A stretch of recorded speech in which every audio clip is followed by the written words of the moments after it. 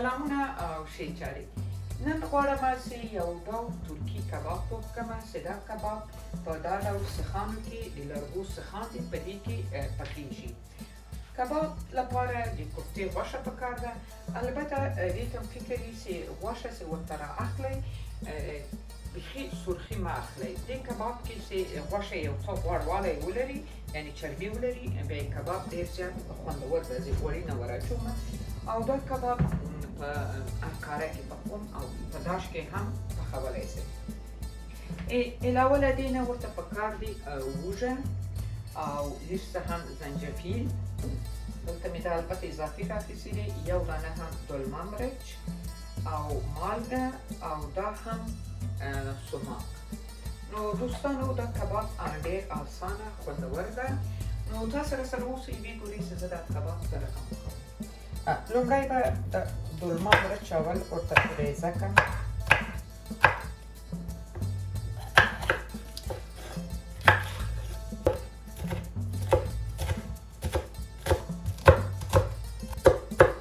دا به ښه میده کړم دا مرچ.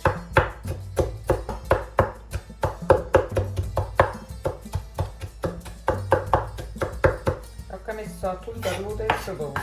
دا دلمه مرچ خو مې داسې میده کړل.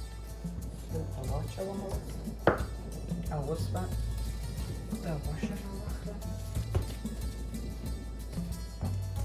دا دوستانو که ساتول ولرئ ډېر زیات ښه ده.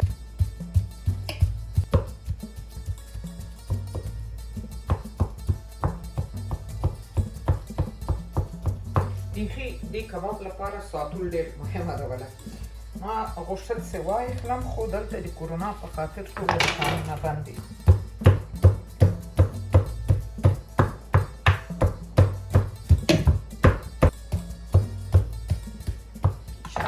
دلته به زه دا دلمه‌یي مرچ چې ده اوبه به یې ونشتېځم، اوبه مې ونشتېځلې، دا مرچ یې دلته وراچوم. زنجفیل وراچوم. دا به هم ښه میده کوم او وږه به هم ښه میده کوم.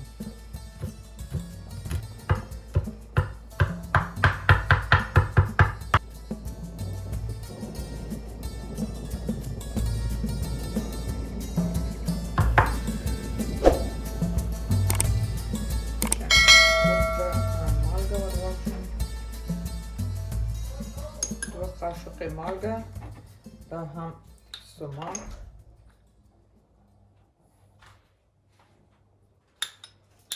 او اوس به داسې بې سره ګډوم او بیا یې هم په چاړې باندې وهمه. ډېر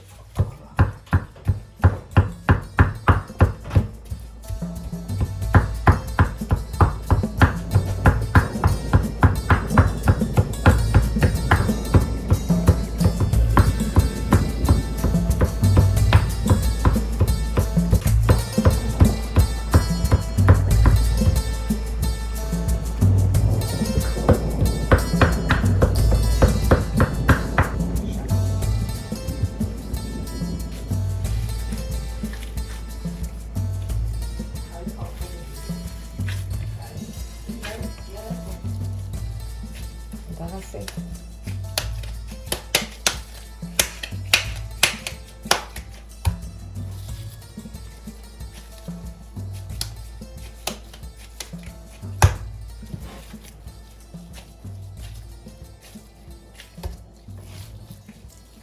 البته دلته چې باید ټوله یو شی ښه ده. درې سیخه را اخلمه، درې په دې راخلم چې کباب مې بیا ډېر ښه پکې راځي. که تاسې په دوو کې هم کولی شئ، خپله خوښه.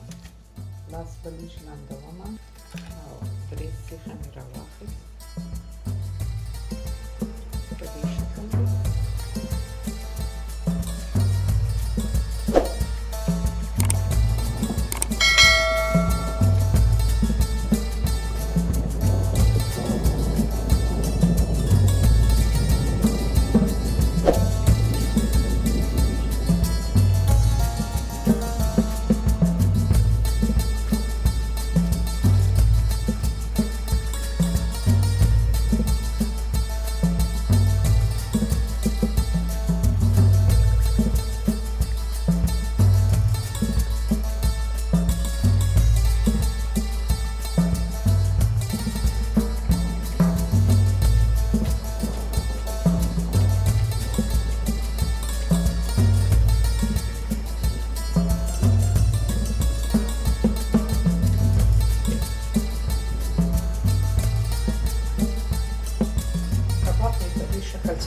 کړو. اوس پرې یو 10 دقیقې هغسې پرېږدومه.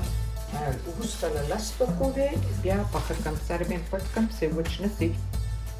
او دلته مې په دې کاسې کې یو دانه پیاز ورته میده کړو او یو څه هم تازه دڼیا او شبیت. او دې ته به هم یو څه د سماق ور واچوم او لږ څه هم مالګه.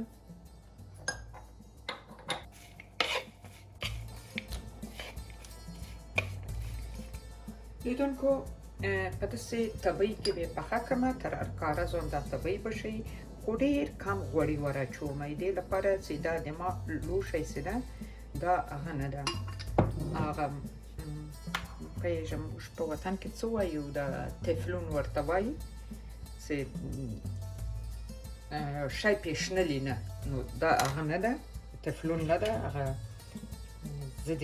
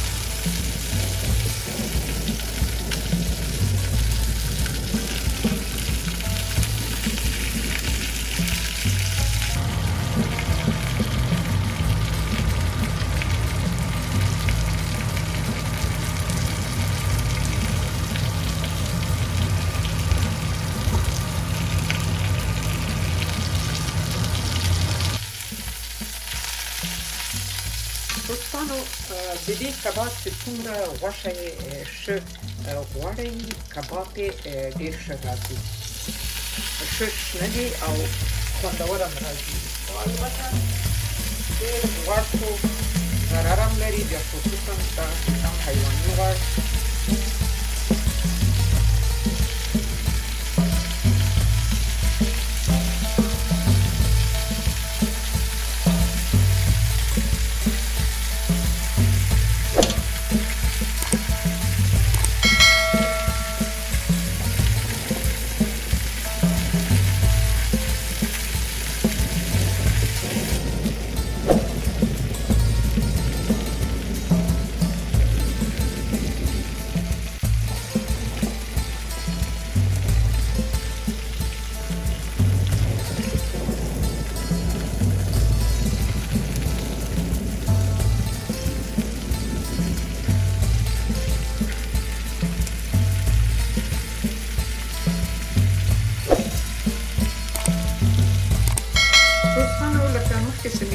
چې د ما دغه لوښی نه ده، د کړایي نه راځي دې ته، نو د افکارم نه ده، تبۍ غوندې ده.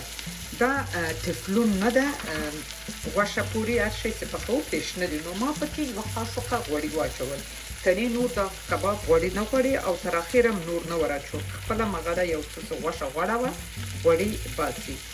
دې کباب هغه خوند یې خپله هغه د غوښې په غوړوالي کې خوند.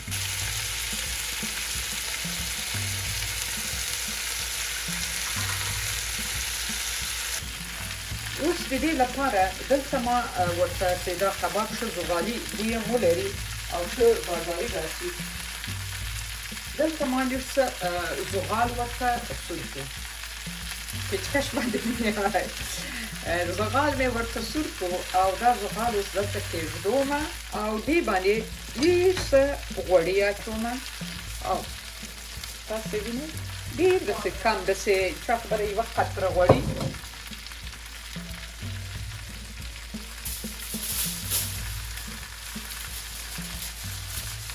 دا اوس د کباب د ما زغالي بوی پیدا کوي او دغسې یو څو دقیقې پټوم.